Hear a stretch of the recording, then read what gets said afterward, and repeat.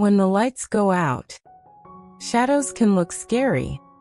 But tonight, Grandpa helps Sammy feel safe again.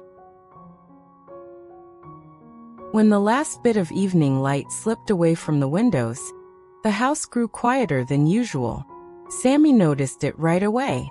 Grandpa had opened the curtains earlier so the day could come in, but now the dusk settled across the room like a soft blanket. The shadows stretched and settled, turning corners darker and making everything look a little different than it did an hour ago. Sammy stood near the doorway of his room, hugging his small stuffed bunny, Mr. Whiskers. He wasn't exactly scared, but he wasn't calm either. The hallway light felt a little too far, and the shapes inside his room felt a little too still. He tried to swallow a tiny lump in his throat. "Grandpa," he called softly. Grandpa's footsteps came gently down the hallway, slow, steady, comforting like the steady tick of the old clock downstairs. "I'm right here, Sammy," he said, appearing with his warm smile and cozy forest green cardigan that always smelled faintly like wood shavings and vanilla tea. Sammy's shoulders relaxed a little. It's kind of dark." Grandpa nodded, not surprised at all. "It is. Night is creeping in. Come on, let's take a look together." He held out his hand, and Sammy placed his small fingers into Grandpa's palm.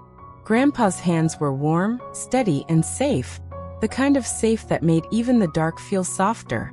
Together they stepped inside the bedroom, where the night had already begun painting gentle shapes across the walls. Grandpa didn't turn on the main light. Instead, he reached for the small lamp near the bed and switched it on.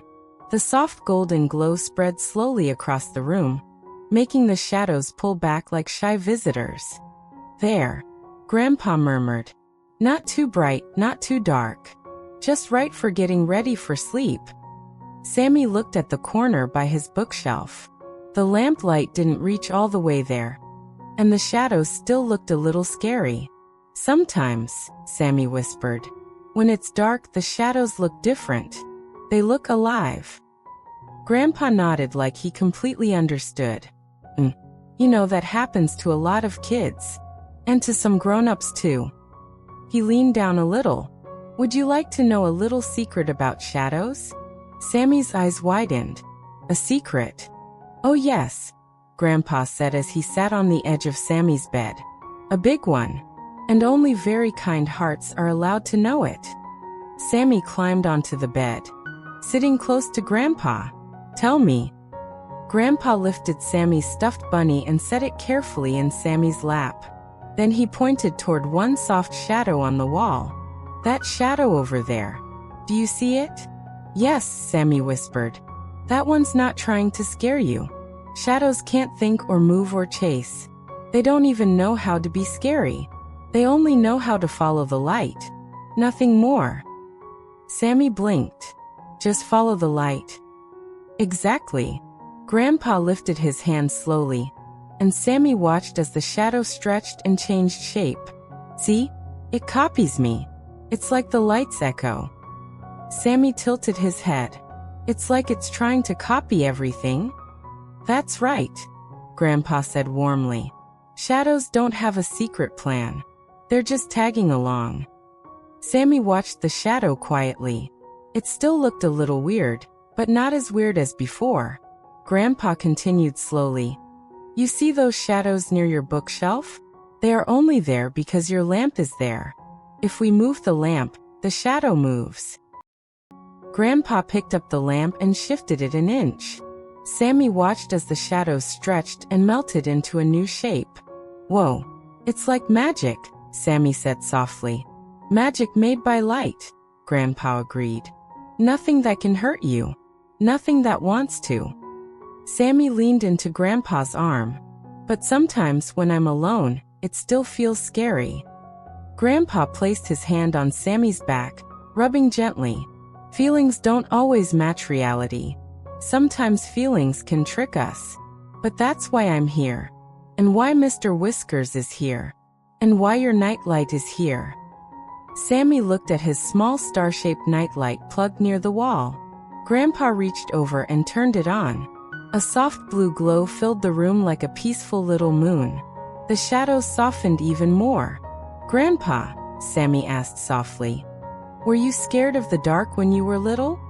Grandpa smiled, eyes twinkling. "Oh, I was scared of everything when I was little. Shadows, noises, the wind, my own coat hanging on a chair," he chuckled.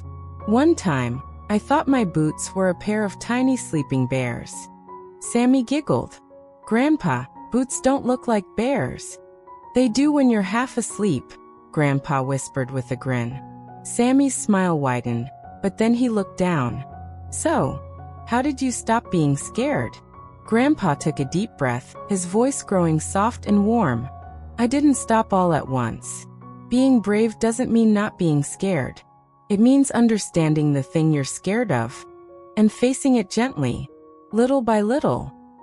Sammy looked up at his grandpa, hope flickering in his eyes. "Can I learn that too?" Grandpa nodded slowly. "You already are." The room felt warmer, even though the night was cool outside. The quiet hum of the house felt like a comforting breath around them.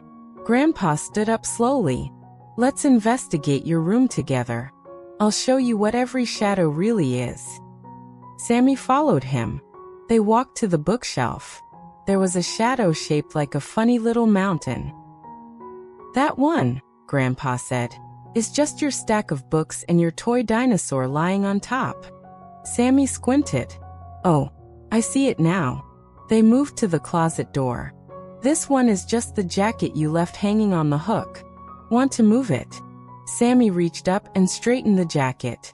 The shadow shifted. "Whoa, it changed." Hum," Grandpa said. "Nothing spooky, just things being things."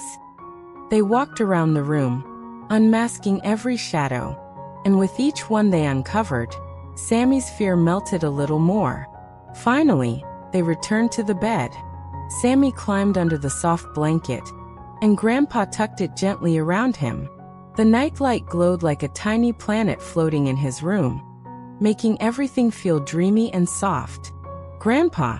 Sammy asked, voice small and sleepy. "Yes, Sammy. Can you stay a little longer?" Grandpa sat down beside him. "I'm right here." Sammy shifted closer, his small hand reaching for Grandpa's.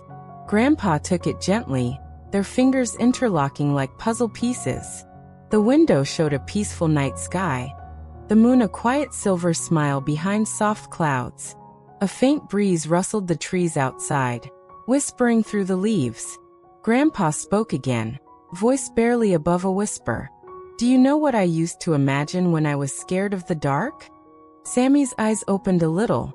"What?"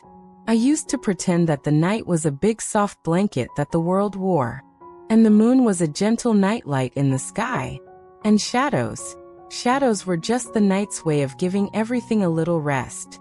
Sammy imagined it, and something warm settled in his heart. "That sounds nice." "It is nice," Grandpa whispered.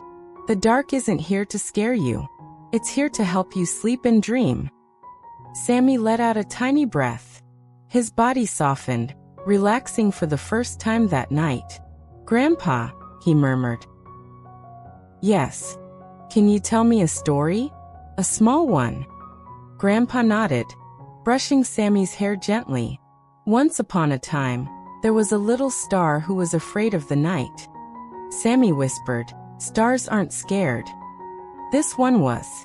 He thought the sky was too big and too dark, and he didn't know if he was bright enough. Grandpa smiled softly, but then an old, wise moon told him something very important. "What?" Sammy asked, barely awake now. "That even the smallest light makes a difference in the dark. Even the smallest light matters." Sammy's eyes fluttered, growing heavier and heavier. "Like my nightlight," he whispered. "Exactly like your nightlight," Grandpa said with a soft chuckle. Sammy's breathing slowed into a soft rhythm. The night no longer felt big or scary. It felt gentle, safe. Grandpa didn't move for a while. He sat there, listening to Sammy's little breaths, watching the soft rise and fall of his chest. He gently fixed the blanket around him again, and brushed a stray curl from Sammy's forehead. "You are my little star too," Grandpa whispered. "And you shine brighter than you know." He stayed beside Sammy until he was sure the boy was deeply, peacefully asleep. Then, with the softest movements, he stood up, took one last look at his grandson, and whispered a quiet goodnight. As he stepped out of the room, he left the night light on, a small, steady glow in the shape of a star, casting calm across the room like a promise. Sammy slept soundly, held by warmth, light, and love. And in the gentle quiet of the night, even the shadows seemed to rest peacefully.